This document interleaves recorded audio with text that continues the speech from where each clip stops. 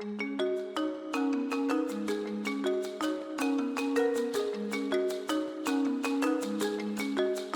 Kinshasa, le projet Kulumba mené par Safrimex Sahara-Lui avance à pas de géant. À Bitabe, le béton armé est complètement collé sur l'avenue Sep-Congo jusqu'à la sortie du boulevard Lumumba, la couche de base posée sur le prolongement vers la rivière Ndili, les grands ouvrages déjà sortis des terres. Les équipes Safrimex s'activent désormais pour finaliser l'avenue vers Bekatef et sur Zanga, un autre pont affiche déjà 80% d'avancement.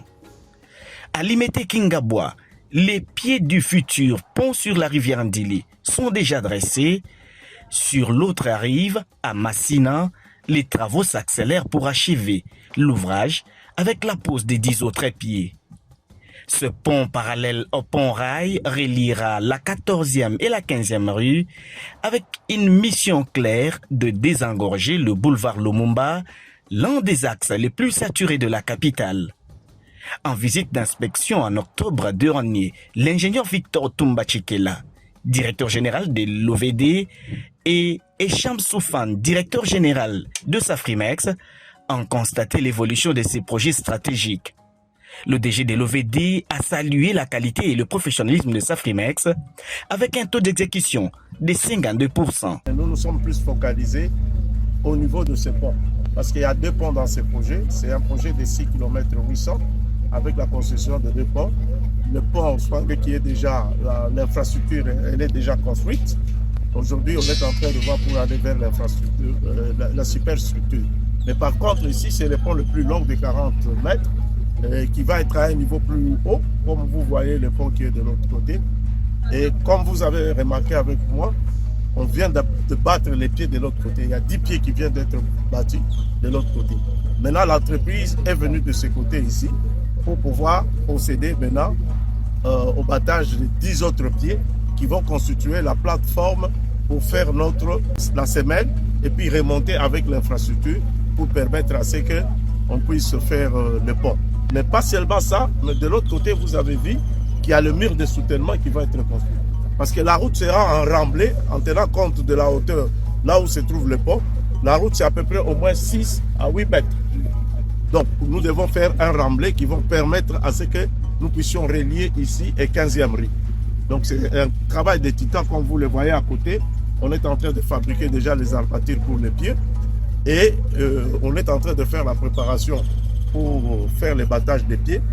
Derrière nous, ils étaient dans une zone qui était instable. Et vous voyez avec tout l'enrochement qui a été fait par l'entreprise pour permettre à ce que la sonnette qui est la machine qui permet de battre les pieds puisse arriver à ces niveaux.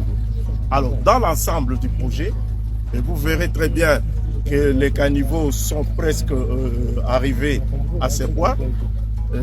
Quand vous prenez le projet dans l'ensemble aujourd'hui, l'entreprise est à plus ou moins 52,6%. Le DG Tumbachikela a en outre évoqué les défis qui ralentissent parfois l'avancement du projet. Certes, nous avons connu un problème dans ce projet, c'est le délai d'exécution est dépassé par le fait que le temps d'expropriation, parce que nous avions eu à exproprier sur plus ou moins 3 km.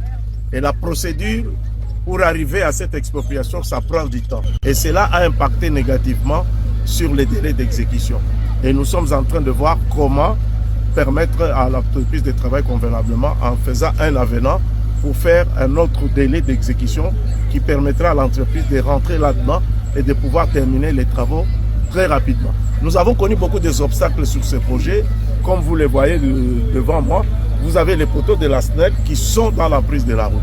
Mais si vous allez un peu plus loin vers le marché de la Liberté en venant de ce côté ici, c'est les tuyaux aussi de la régie des eaux qui étaient dans l'emprise de la route. Ça a pris du temps pour qu'on se mette d'accord et la SNEL et la régie des eaux pour qu'ils puissent opérer au démantèlement de ces différents réseaux. Aujourd'hui, la SNEL est en train de démanteler les poteaux que vous voyez qui sont dans l'emprise de la route. La régie des eaux fait autant aussi.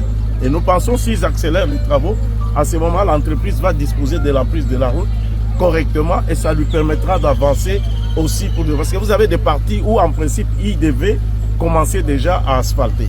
Mais il ne sait pas le faire parce qu'avec les poteaux de la SNEL, les tuyaux de la régie des eaux, ils ne sont pas encore enlevés. Heureusement, nous nous sommes mis d'accord avec la SNEL et la Régido. Mais il nous reste un grand problème, c'est le problème de CEP. Vous savez, au niveau de CEP, l'entreprise n'a fait que 4 mètres au lieu d'avoir les 7 mètres parce que CEP est venu dans l'emprise de la route avec sa clôture. Nous avions travaillé avec eux, on s'est mis d'accord, mais en fin de compte, ils se sont rebiffés en dernier lieu. Nous sommes en train de faire des différentes démarches auprès des autorités pour qu'on trouve. Sinon, à ce niveau-là, nous aurons une route de 4 mètres, ce qui n'est pas possible. Ces travaux s'inscrivent dans le vaste programme de modernisation et construction des 6,85 km de Kulumba. Il raconte l'histoire d'une entreprise qui façonne la ville, redessine ses voies et inscrit son empreinte dans le paysage urbain. Ces images aériennes révèlent l'ampleur d'un chantier hors norme. Le projet Kulumba